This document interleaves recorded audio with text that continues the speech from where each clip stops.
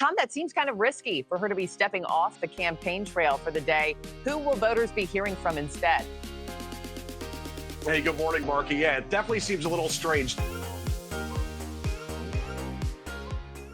All right, so coming off the heels of that horrific appearance by Kamala Harris and Liz Cheney yesterday, coming off a huge string of polls, many of which we shared with you yesterday, that show all of the trends leading in the direction for Donald Trump now, 2 weeks before the election, and coming off this photo op seen around the world multiple times 3 days later at McDonald's, Kamala Harris recognizes that she's got to really hunker down and just paint all of these border states, the 7 important states, Nevada, Arizona, North Carolina, Georgia, and then Pennsylvania, Michigan, and Wisconsin. She's got to just travel those states like nobody's ever seen. She's got to be flying all over the place and covering those things and doing rallies and doing town halls and doing interviews and doing appearances. She cannot rest. So today, 2 weeks before Election Day, what is she doing? She's resting. Kamala Harris, the woman who wants to be president, the woman who has told us that she's got boundless energy and she's turning on a page on the old generation of politicians and politics, the woman who tells us that Donald Trump is fatigued and old and incapable of keeping up with the rigors of the campaign, let alone the presidency. Kamala Harris today, 2 weeks out, needs a rest, and she's taking the entire day off. Here's how the news was revealed this morning on News Nation. Vice President Harris, on the other hand, she has a busy day planned in Washington. News Nation's Tom Dempsey is live at the White House for us. Tom, that seems kind of risky for her to be stepping off the campaign trail for the day. Who will voters be hearing from instead? Hey, good morning, Marky. Yeah, it definitely seems a little strange. 2 weeks to go until Election Day, and Vice President Kamala Harris will be here in D.C. with no official campaign appearances on her schedule for today. Like you said, it will be big names on the campaign trail instead, trying to persuade voters to get out and vote. And as far as who those big names will be, we're talking about former presidents Barack Obama and Bill Clinton. They'll be on the campaign trail today. President Obama will head to the Blue Wall, holding events in both Michigan and Wisconsin, joined alongside Minnesota Governor Tim Walz in Wisconsin, where early voting starts today. Former President Clinton is hitting crucial swing state Nevada with a stop in Las Vegas, while second gentleman Doug Emhoff will campaign for his wife in North Carolina. All right, now hold on a second. We got to analyze this quickly just for a second in terms of where everyone's going and why.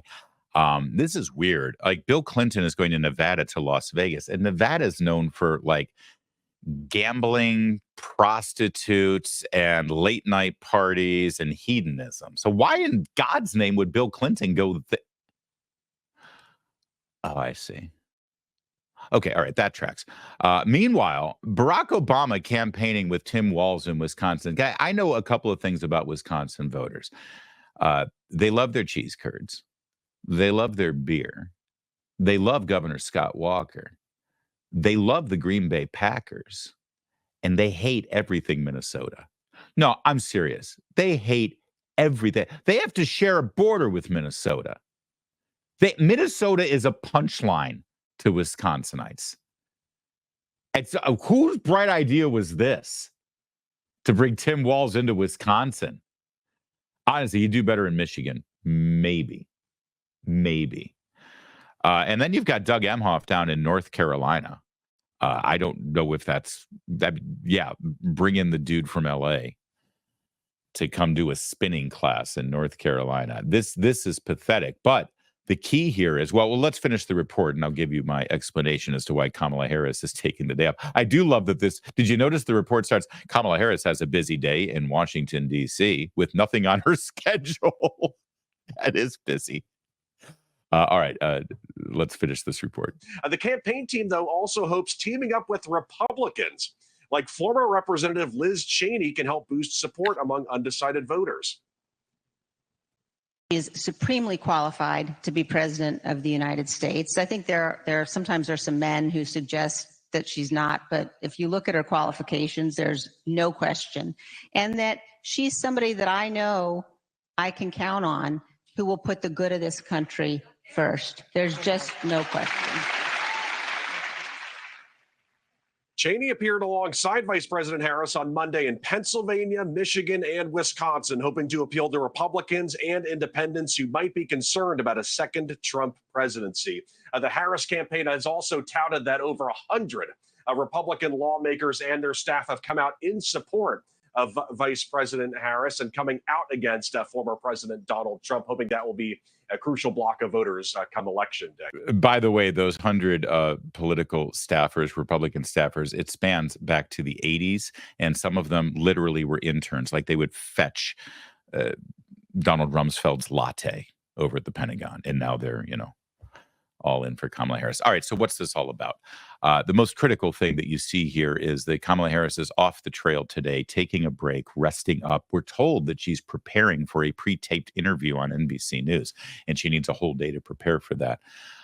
What's happening, and then the fact that Clinton and Obama and Walz and Emhoff are out there campaigning in her stead. It's obvious what's going on here. And we talked about this at the very beginning when Kamala Harris was anointed, coronated, risen up to the level of nominee without actually having to run in a primary and handed this thing on a silver platter. She got some pretty good numbers right away. And what did I say? What did I tell you at the time? The only reason why she's got good numbers right now is because nobody actually knows who she is. The more voters see her, the more they hear her, the more she campaigns, and the more media she does, the more they will hate her. And we have seen this transpire in the last 2 weeks. When did her numbers start to go south? When she finally started to do events, or when she started to do interviews, when she started to sit and do media. Remember, I was like, she won't do an interview. She won't do an interview. Yeah, because people around her know how unlikable she is and how phony she comes across. That's when all of this started. That and J.D. Vance's brilliant debate performance. That's what started this decline. And so what are they doing now 2 weeks out? I guess maybe they're doing a reset. Maybe they're going to rebrief her because all of the, don't be surprised if at this NBC News interview and also at future campaign events over the course of the next 10 days, you see a whole new set of talking points. Have you noticed that they rolled different things out at different times? Like last week, it was Trump is fatigued, right? And Trump is, he can't keep up. They've thrown that out now. Later in the week, last week, it was angry Kamala swinging her arm and saying he shouldn't be allowed to stand behind the seal of the president. It's like that's going to be gone now too. Now it seems like, she's going to march in lockstep and do the three-legged race at the picnic with Liz Cheney and other Republicans. That won't last very long either. They're going to come out with something new that she'll have to memorize and she'll have to repeat. Gone is the I grew up in a middle-class income thing. They tried that one too. They keep trying to regurgitate some sort of memorized script for her, and that's what they're doing. They're resetting that so that she can come out with maybe a new story at the end. But mostly the most effective thing about her taking a day off here 2 weeks out is that people won't see her, and that might actually help. But honestly, any objective observer watching this behavior 2 weeks before Election Day, and she is nowhere to be seen, can only come up with one conclusion. They are on the verge of a complete and total collapse, if the collapse hasn't actually happened. This move, in combination with the disaster over the weekend of her campaign appearances and the trend of the polls, 4, 5, 6 of the last 7 polls, all moving in Trump's direction, at a time when, again, 2 weeks out, if you look at 4 and 8 years ago, Trump was still 4, 5, 6 points behind, and he closed the gap in those 2 weeks. Now he's ahead by 1 or 2 points. So instead of closing the gap, he's actually going to stretch that lead, it appears, in these last 2 weeks. I mean, is she throwing in the towel? Are they just done? Are they just quitting? Are they just sort of going to play out the rest of the 2 weeks just because they got to put in a showing just so she can get a book deal afterwards? I mean, that's what it feels like right now. And Tommy Tuberville actually did an appearance this morning on cable news and was asked specifically about this day off. He's the senator from Alabama. Let's hear what he had to say. Kamala Harris, she's taking the day off. She's going to spend all day just to prepare for an NBC interview, which will be taped. Of course, this would be like, you're a football coach. This would be like 2 weeks before the national championship if you decide not to practice. Does this make sense to you? Well, I think they're just trying to keep her off camera, to be honest with you. She's been a disaster. Her poll numbers keep going down. Donald Trump is the Energizer Bunny. I mean, he does not quit. I mean, he keeps going and going and going. You know, he's called me before at 2 or 3 in the morning. Coach, what are you doing? I said, I'm sleeping. What are you doing? He sleeps 2 or 3 hours a night, but he loves what he's doing. He loves the country. He's our only chance. We can't lose this. We can't have another 4 years of this nonsense of spending money that we don't have, of all the things that are going on in foreign wars. He will get us out of the wars. He will get us back to spending the right way. But we've got to get an identity back in our country. Right now, we don't have an identity, and the Democrats are all to blame for it because they pushed all this agenda that is totally nonsense. Yeah, well said. By the way, did I call him Tuberville? I do that sometimes. I know it's Tuberville. I call him Tuberville, I think, because as a Michigan football fan, we used to make fun of him all the time because Michigan hates Alabama, and the feeling is mutual. And so I think we sort of mocked his name. I apologize to the senator. Now that he's not the coach of Alabama, we should, respectfully call him what he is, Tuberville. All right, so what's really at play here? What's going on? Are there any other indications of panic over in liberal left media land? Well, there's this article at The Hill today. What if Joe Biden was the better candidate all along? What if? What if the man with mashed potato brains who had that debate performance in June, given everything we know about Joe Biden, with his obvious cognitive and physical disability that he's barely able to conceal as he continues to execute the job of the most powerful man in the world, what if that guy is still better than her? And I got to say, I think they're right. I think when it comes down to it, she's actually been worse with a fully intact brain, allegedly. One other indication that might bring joy to anybody who wants to see Kamala Harris lose, or for that matter, Donald Trump to win. Here's the story at NBC News, broke just an hour ago.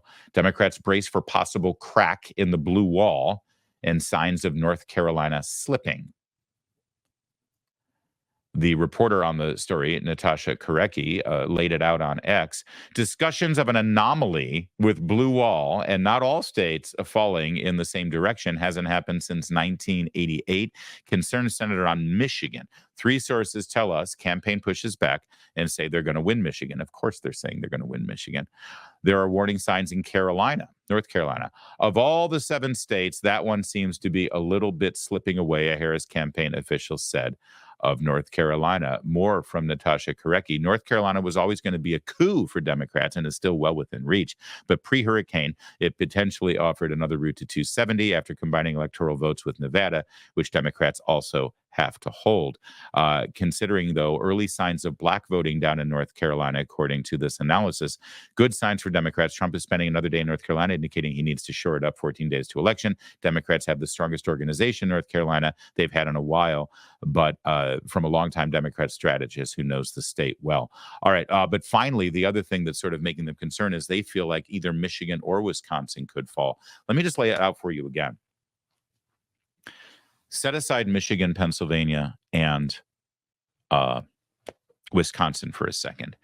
If every state falls the same way they fell in 2016, of the other states, that is, including Georgia and North Carolina going for Trump, Arizona going for Trump, and Nevada going for Kamala Harris, if all that, which is exactly what 2016 was, all right, if all of that happens, then at that point, all Trump needs to do is win one of Pennsylvania, Michigan, or Wisconsin, and that's it.